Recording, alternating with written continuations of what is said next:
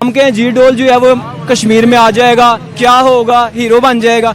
मतलब जो होना है वो जो जंग करनी है ना वो करनी है। आप मेंटली तौर पे प्रिपेयर हैं इस चीज के लिए। माय गॉड, क्या कह रहे हो? ये रियलिटी है। क्या कह रहे हो? बंदा क्या कह रहे हैं? जो आप सुन रहे हैं मैं वही कह रहा हूँ। तो पाकिस्तान से वॉर करे, ठीक है ना, वो 100 दफा सोचता है कि यार वो एक उनके तरफ कबूतर भी चला जाए ना तो वो लोग सोचते हैं कि हमारी तरफ कोई बम आ गया, कुछ आ गई, ये हो गया। पाकिस्तान के अंदर होने वाले एससीओ समिट की, जिसको इंडिया के national security advisor Ajit Doval ने जी अटेंड किया और पाकिस्तान को बहुत बुरी तरह लताड़ा।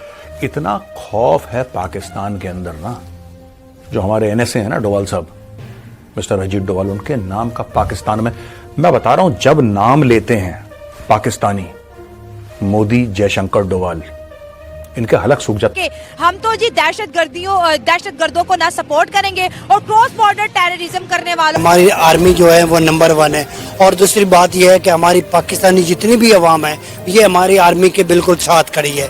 और जब अवाम आर्मी के साथ है तो फिर वो आदमी इंडिया क्या पूरे मुल्क पे फतह याब हो सकता है। साहब, आपको लगता है इसमें अजीत डोवाल का हाथ हो सकता है? तो सिद्दीकी साहब वहां से कह रहे हैं क्योंकि हाँ क्यों नहीं, मुझे पूरा यकीन है।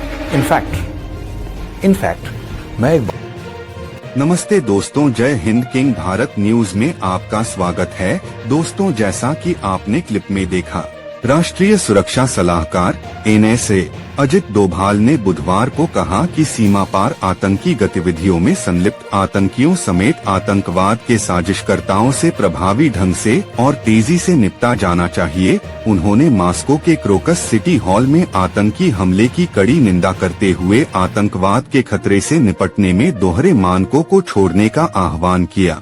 अस्ताना में शंघाई सहयोग संगठन एससीओ के एक सुरक्षा सम्मेलन में उन्होंने यह भी कहा कि कनेक्टिविटी परियोजनाओं के दौरान समूह के सदस्य देशों की संप्रभुता और क्षेत्रीय अखंडता का पूरी तरह से सम्मान होना चाहिए। चीन की क्षेत्र और सड़क संपर्क पहल DRI को लेकर चिंताओं के बीच उनकी यह टिप्पणी आई है। डोभाल ने विभिन्न आतंकवादी समूहों को पाकिस्तान के निरंतर समर्थन के बीच अपनी टिप्पणी में आतंकवाद के प्रायोजकों, वित्त पोषकों और मददगारों को जवाबदेह ठहराने की आवश्यकता को भी रेखांकित किया। सूत्रों ने कहा कि डोभाल ने एससीओ क्षेत्र में लश्कर-ए-तैयबा, जैश-ए-मोहम्मद, अल-कायदा और उसके सहयोगी संगठन और ISIS समेत विभिन्न आतंकवादी समूहों द्वारा उत्पन्न खतरे का मुद्दा उठाया। उन्होंने कहा कि भारत दूसरे देशों के साथ व्यापार और कनेक्टिविटी को बढ़ाने के लिए प्रतिबद्ध है। उन्होंने जोर दिया कि ऐसी पहल एससीओ सदस्य देशों की संप्रभुता और क्षेत्रीय अखंडता को ध्यान में रखते हुए होनी चाहिए। यह टिप्पणियां ऐसे वक्त आई हैं जब चीन की क्षेत्र और सड़क संपर्क पहल को पारदर्शिता की कमी और राष्ट्रों की संप्रभुता की उपेक्षा को लेकर आलोचना का सामना करना पड़ रहा है। दोस्तों, वीडियो को आगे बढ़ाने से पहले एक छोटी सी रिक्वेस्ट, प्लीज हमारे चैनल को लाइक करें, सब्सक्राइब करें और शेयर करें। तो आइए वीडियो को आगे बढ़ाते हैं। एससीओ समिट की, जिसको इंडिया के national security advisor Ajit Doval ने जी अटेंड किया और पाकिस्तान को बहुत बुरी तरह लताड़ा और कहा कि हम तो जी दहशतगर्दों को ना सपोर्ट करेंगे और क्रॉस बॉर्डर टेररिज्म करने वालों को भी सपोर्ट नहीं करेंगे। ऐसे डोवाल साहब जो हैं, उनकी जो लैंग्वेज है, मैं उसको अगर आपके सामने एक्सप्लेन करूं, वो लैंग्वेज है जो कि डायरेक्टली ये जो एससीओ की सेटिंग है, इसमें आप बायलैटरल किसी को नहीं कर सकते। आपने एक मल्टीलैटरल अरेंजमेंट है and you have to address the challenges. Kazakhstan के अंदर होने वाले एससीओ समिट की, जिसको इंडिया के national security advisor Ajit Doval ने जी अटेंड किया और पाकिस्तान का अभी तक नेशनल सिक्योरिटी एडवाइजर कोई भी नहीं है, लेकिन वहां पर इंडिया ने पाकिस्तान को बहुत बुरी तरह लताड़ा और कहा कि हम तो जी दहशतगर्दों को ना सपोर्ट करेंगे और क्रॉस बॉर्डर टेररिज्म करने वालों को भी सपोर्ट नहीं करेंगे। इनके खिलाफ हमें अल ऐलान जंग करना होगा।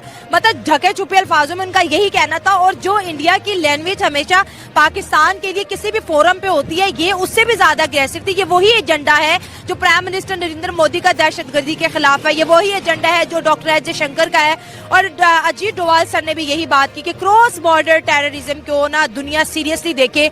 इंडिया बात करता है लश्कर-ए-तैयबा की, इंडिया बात करता है जैश ए मोहम्मद की और भी बहुत से टेररिस्ट ऑर्गेनाइजेशन जो कि इंडिया को लगता है कि ये हमारे मुल्क के अंदर आकर दहशतगर्दी करते हैं, ये बार बार पाकिस्तान को इस बात के ऊपर जो है पूरी दुनिया के अंदर बदनाम और जलील कर रहा है। सर क्या कहेंगे आप? हमाद भाई बड़े मेरे आपके साथ शो हिट जाते हैं, हमारी जो आवाम है आपको बड़ा पसंद करती है, इस एससीओ में भी इंडिया ने जी इनडायरेक्टली पाकिस्तान को टारगेट किया। देखिए डेफिनेटली जब इंडिया क्रॉस बॉर्डर की बात करता है तो उसमें अफगानिस्तान या फिर पाकिस्तान आ जाता है। अफगानिस्तान के साथ तो वो अपने ताल्लुकात बेहतर कर रहे हैं, वहाँ तो इन्वेस्टमेंट्स हो रही हैं, वहाँ तो वो अपना सारा सरमाया लगा रहे हैं, तो पीछे बचता कौन है? पाकिस्तान। वो इनडायरेक्टली बल्कि अब तो डायरेक्टली ही समझ रहे हैं, वो पाकिस्तान को टारगेट करते हैं। और हमारी अथॉरिटी से मैं बात करता हूँ कि हमारी अथॉरिटीज उनसे जाके ये नहीं कहते कि यार या आप हमसे डायरेक्ट बात करो या फिर बात ना करो। हम ढके छुपे लफ्जों में कहते हैं जी हम इंडिया को वो कर देंगे, हम वो कर देंगे। भाई वो जाके यूनाइटेड काउंसिल हो या कोई भी जगह, वो डायरेक्ट जाके बात करते हैं कि इंडिया में जो दहशतगर्दी हो रही है वो पाकिस्तान के थ्रू। जो हमारे एनएसए हैं ना डोवाल साहब, मिस्टर अजीत डोवाल, उनके नाम का पाकिस्तान में, मैं बता रहा हूं, जब नाम लेते हैं पाकिस्तानी, मोदी, जयशंकर, डोवाल, इनके हलक सूख जाते हैं। इनको लगता है पता नहीं यार अब कौन सी मार पड़ेगी हमको।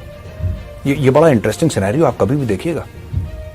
जब पाकिस्तानी मीडिया बात करता है ना, या हमारे यहां जो भी परेशानी हो रही है, आपको क्या लगता है सिद्दीकी साहब, आपको लगता है इसमें अजीत डोवाल का हाथ हो सकता है? तो सिद्दीकी साहब वहां से कह रहे हैं ठीक है कि हाँ क्यों नहीं, मुझे पूरा यकीन है। इनफैक्ट मैं एक बड़े सीनियर अफसर से बात कर रहा था जिसका ताल्लुक फौज से है, एस्टैब्लिशमेंट से है, और उसने ये बोला कि डोवाल के हाथ हर जगह फैले हुए हैं पाकिस्तान में। ये है इनका मामला। लेकिन हमारी अथॉरिटीज ये बात नहीं कर रही कि यार कहां हो रही है, हमें सबूत दो।